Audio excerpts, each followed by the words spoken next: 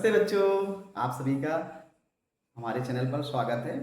चलिए हम आगे अब पढ़ेंगे जो कि हमारी जो प्रश्नावली चल रही थी 3.2 उसका सेकंड क्वेश्चन। ठीक है बच्चों, बहुत ही इंपॉर्टेंट है। ये समझ लीजिए कि एग्जाम में कई बार पूछा गया, बोर्ड एग्जाम में ना।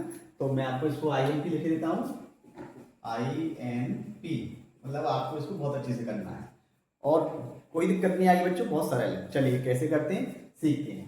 क्योंकि इसमें हम प्रतिस्थापन विधि का ही प्रयोग कर रहे हैं तो उसी हिसाब से हम अपने रैखिक समीकरणों को हल करते हैं।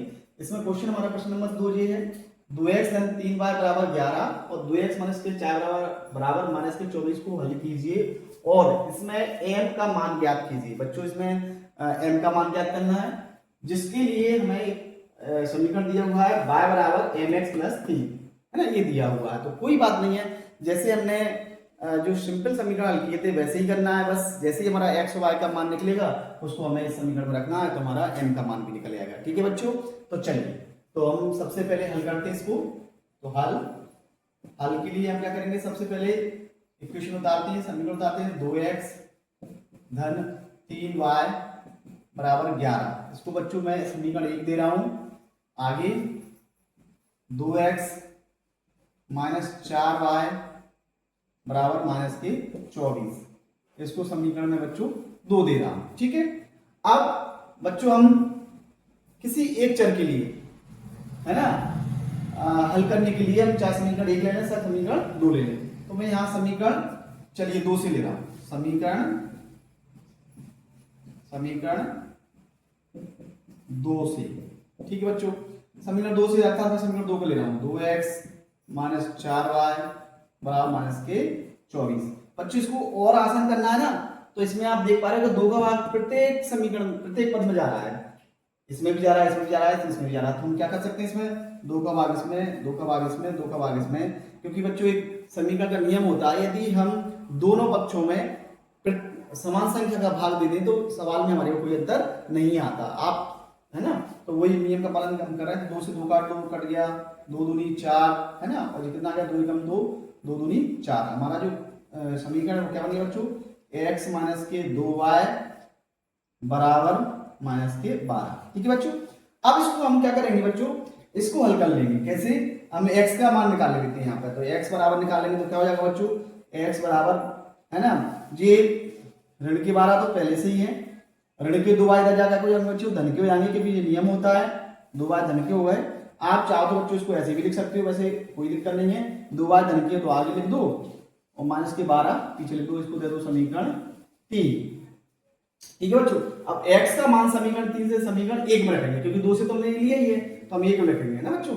तो चलो यहां हम करते हैं, हम लिखेंगे x का मान समीकरण 3 से है ना बच्चों, समीकरण 3 से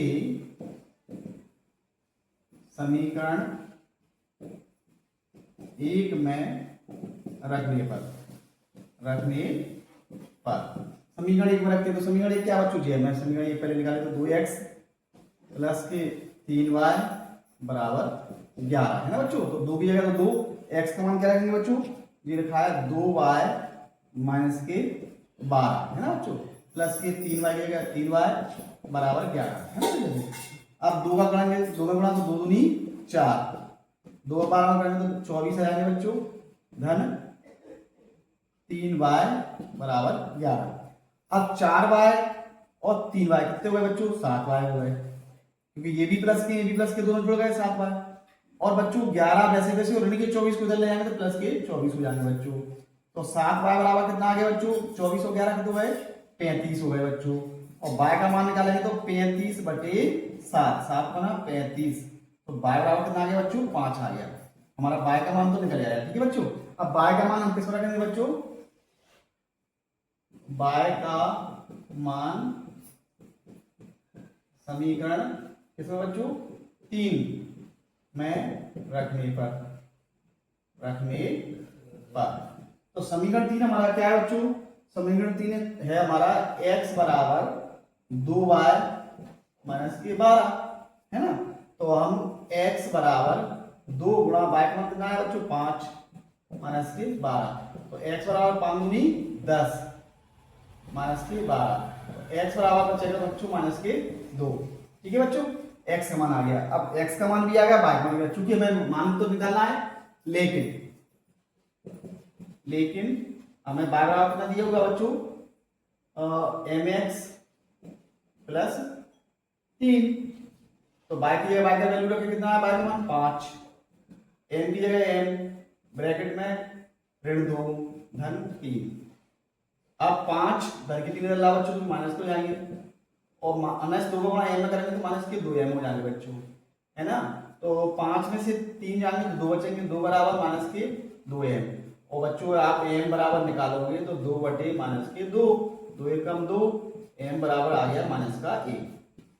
इस तरह से बच्चों हमारा ये उत्तर आ गया m का मान -1। तो x का मान भी निकल आया बच्चों, y का मान भी निकल आया और m का मान भी निकल आया। इस तरह से बच्चों ये क्वेश्चन बड़े ही आसान तरीके से मैंने आपको सॉल्व कर दिया है। आप देख लीजिए, कहीं भी कोई डाउट हो तो आप पूछ लेना। वैसे ऐसी कोई बात नहीं है, क्योंकि हमें चाहे हम समीकरण 1 से हल करें चाहे 2 से हल करें, प्रतिस्थापन विधि में हम क्या करते हैं, x का मान निकाल लेते हैं। ठीक है बच्चों, और यदि हमने समीकरण 1 लिया है तो समीकरण 2 में रखेंगे, यदि 2 लिया है तो समीकरण 1 में रखेंगे, और इस तरह से हम ये वैल्यू प्राप्त कर लेते हैं। तो ये बहुत ही इस अध्याय का इंपोर्टेंट क्वेश्चन है बच्चों, बोर्ड एग्जाम में कई बार पूछा गया है, तो आप बहुत अच्छे से तैयारी कर लीजिए। ठीक है बच्चों, अच्छा, और कहीं पर भी कोई भी डाउट हो तो बच्चों मुझे कमेंट कीजिए, मैं आपको रिप्लाई करूंगा, आपको दोबारा से इसको क्लियर कर दूंगा। वैसे मैंने बहुत ही आसान तरीके से आपको बताया बच्चों, और ऐसे ही आप मेहनत करते रहिए और आगे बढ़ते रहिए। मैं आपको सारा मैथ ऐसे ही सिंपल तरीके से करा दूंगा और आप बहुत अच्छे नंबरों से पास होंगे, ऐसी मेरी उम्मीद है। थैंक यू बच्चों।